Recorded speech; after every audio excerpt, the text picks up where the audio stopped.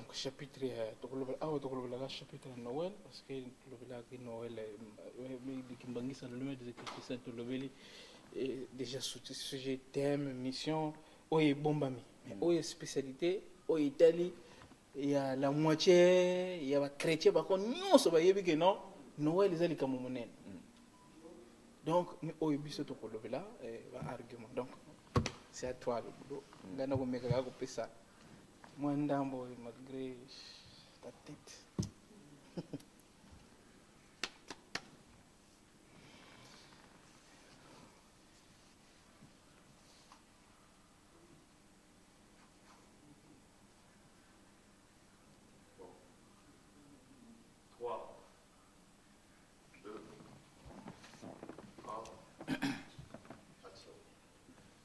Bonjour, mesdames et messieurs, comme vous le savez, tout le plaisir est nôtre de vous savoir très nombreux devant votre petit écran. Attendons avec impatience et patience ce nouveau numéro d'homéostasie. Et c'est une mise au point, hein? C'est quelque chose que vous connaissez déjà. On en a parlé, il y a eu à boire et à manger. Le titre vous dit déjà, hein? La date de naissance du Seigneur Jésus-Christ. Jésus-Christ, est-il né le 25 décembre ou pas? Depuis toujours, depuis des millénaires, nous sommes là-dedans. Jésus est né le 25 décembre et tout allait bien. On fêtait Noël, on achetait des jouets à nos enfants. Tout allait bien. Jusqu'à ce qu'un jour, les kimbanguistes viennent tout déranger. Et c'est depuis ce jour-là qu'il y a 200 de cloches, parce qu'eux, le 25 décembre, ils sont tranquillement assis chez eux. Ils ne font rien du tout, pas de jouets pour les enfants, pas de fête. Les marmites extraordinaires ne vont pas sur le feu là, parce que ce n'est pas encore le moment, ou encore le moment est déjà passé pour eux, parce que quand vous entrez dans une année, janvier, février, mars, avril, mai, les kimbanguistes, le 25 mai, ils fêtent déjà Noël. Ils disent qu'ils tiennent mordicus, hein, et ils insistent là-dessus, hein, que Jésus-Christ est né le 25 décembre. Et ils ont des arguments pour ça.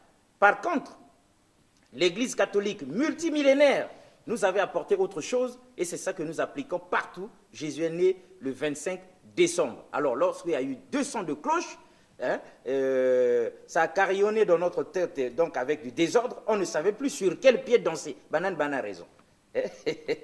Est-ce que le pape Montalobaki, le 25 décembre, tout son va jouer, ou les kimbanguistes qui disent stop, c'est fini. Et on a demandé au collège kimbanguiste de Brazzaville, hein, quand on les a reçus sur le plateau de Méostasie, la spiritualité des profondeurs, on leur a dit, depuis toujours, Bino Pebaro Sala Noël Nabiso. D'où vient-il, Papa Mangoyo, hein, et les autres, Papa Kinwani, d'où vient-il que maintenant, aujourd'hui, vous les kimbanguistes, vous avez changé de direction? Et ils nous ont dit qu'il y avait des arguments bibliques, la révélation leur avait été faite, pour peu qu'on se rappelle de ça. Vous aussi qui avez été fidèles à nous, vous savez bien que leur père, hein, son éminence Diangena Kuntima, le troisième et dernier fils de Simon Kimbangu leur avait dit, le moment viendra où on va vous révéler ça. Restons calmes. Et quand le moment est arrivé, de grands chercheurs ont eu la révélation du ciel pour nous dire Jésus est né le 25 décembre.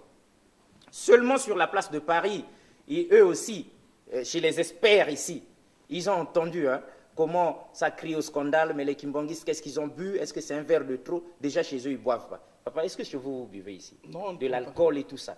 Du whisky, champagne, pendant vous faites. Tout ce qui est alcool est prohibé dans les kimbanguistes. Oui, on dit même que mais ceux qui sont passés à DRTV, ils ont dit que vous ne dansez même pas aussi. Oui, du Ndombolo et toutes ces choses-là, ça ne passe pas chez vous ici. Danser, tout ça, c'est prohibé. On dit que même si la fanfare kimbanguiste, elle joue très bien, mais vous défilez respectueusement, on ne danse pas comme les danses du monde. Non, il y a une différence entre danser et défiler. Donc, nous, dans mais est-ce que vous ne voyez pas, avant qu'on entre dans le cœur de l'émission, que vous faites rater de bonnes choses aux fidèles? C'est-à-dire, ils ne boivent pas, ils ne dansent pas. Pourquoi il y a ça chez vous? En fait, bon, danser, moi, je ne sais pas si c'est vraiment trop nécessaire, mais en réalité, l'alcool, c'est d'abord dans la loi de santé.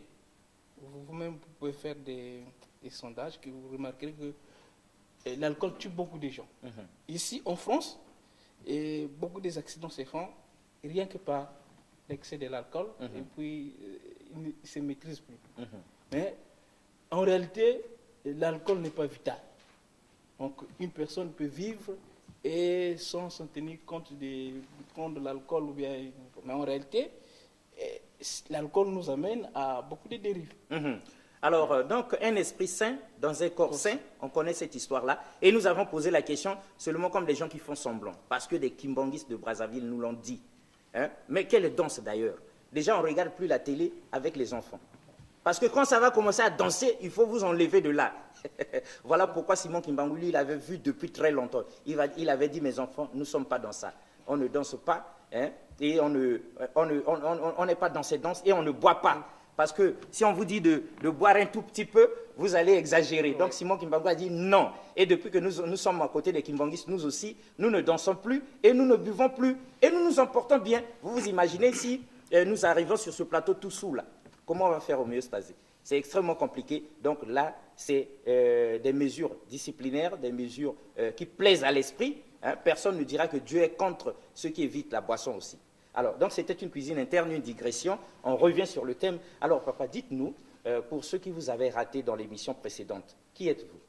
Je réponds au nom de David Mankandi Byongi. Je suis né au Congo-Brazzaville.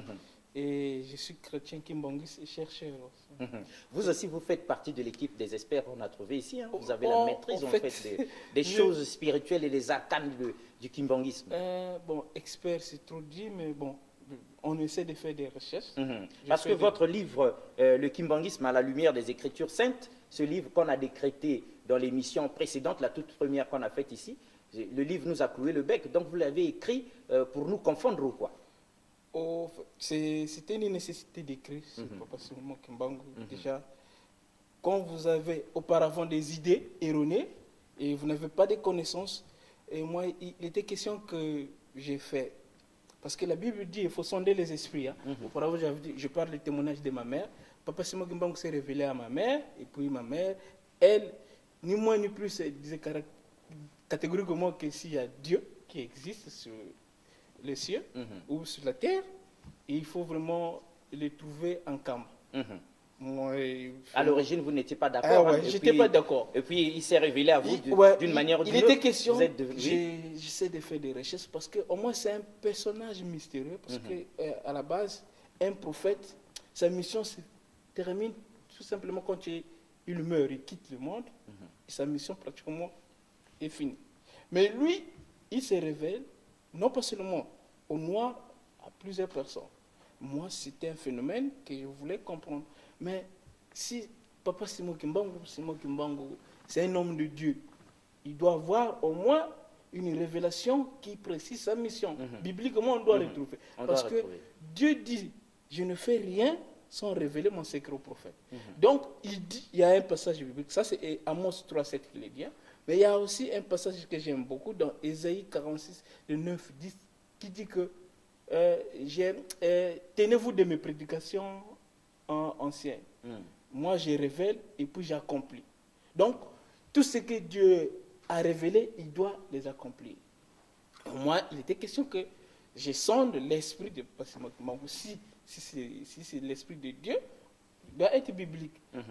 Et après, c'est là où quand j'ai fait des recherches, je me suis rendu compte que ouais, mais il y a beaucoup de choses que les gens ne comprennent pas, ou peut-être l'angle des réalités qu'ils oublient, ou bien les bonnes pages de la Bible qu'ils doivent lire. Tout dernièrement, j'avais dit que nous, les Africains, nous lisons la Bible avec un esprit colonisé. Et puis, quand tu as un esprit colonisé, il y a certaines réalités que tu ne pourras jamais comprendre. Donc, et il y a beaucoup de choses qu'on ne peut pas se moquer. Et déjà, j'ai dit premièrement que là, le kimbangisme est bibliquement correct. Donc, mais vous nous l'aviez démontré très bien. On a vu le kimbangisme à la lumière des Écritures saintes. Ça nous a plu, n'est-ce pas? Parce que nous aimons les Écritures. Il faut que la Bible parle. Et chez eux, ici, la Bible a parlé.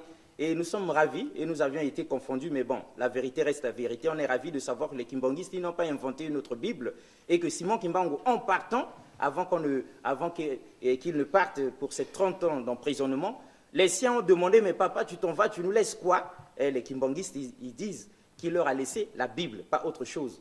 Et donc, dans la Bible, vous trouverez le voleur et l'objet volé. C'est ce que lui il avait dit. Nous aussi, à force de vous côtoyer, nous commençons à comprendre ces choses-là. Alors, donc, pour rentrer dans le cœur de ce qui nous préoccupe, hein, mesdames et messieurs, Jésus-Christ est-il né le 25 décembre ou pas? C'est ça la grande problématique. À Brazza, on a débattu, à travers le monde, vous êtes harcelés parce qu'on vous pose des questions par-ci, par-là. Vous aussi, comme vous nous avez vu ici, vous avez dit, ça tombe bien. Alors, pourquoi vous avez dit ça tombe bien sur cette histoire? Et, Que voulez-vous faire aujourd'hui? Au fait, aujourd'hui, on doit montrer des arguments bibliques qui prouvent que le 25 décembre, c'est une date conventionnelle fixée et qui ne cadre pas avec la réalité historique biblique. Pour montrer que le 25 mai, c'est la véritable date de naissance de Jésus-Christ. D'accord. Et si on vous donnait, en guise d'introduction, on vous permettait de le développer en 10 minutes, que direz-vous? Et oui. Bon, déjà, même intellectuellement, hein, c'est connu. Il y a des réalités historiques qui ne trompent pas, parce que Jésus-Christ a vécu sur un territoire qu'on connaît, et que historiquement, la période où Jésus-Christ était né, il y avait les recensements. Et les recensements ne pouvaient pas se faire en période de grand froid. Ça, c'est déjà les contextes climatiques qui nous permettent de dire que ce n'est pas vrai et c'est faux. Et en réalité, puisque Jésus-Christ était né dans cette période. Mais on a des arguments bibliques où moi j'aimerais beaucoup plus communiquer. Eh bien, vous avez tout le temps de le faire. Au fait, là où on parle de la naissance de Jésus-Christ, c'est dans Luc 1, de 35 à 55. On nous dit bien, l'ange Gabriel a visité Marie pour parler de la conception à l'avenir qu'elle devrait mettre au monde l'enfant Jésus. Et on nous dit qu'elle a été visitée, c'était au mois de 6e mois d'Elul. C'est-à-dire que les calendriers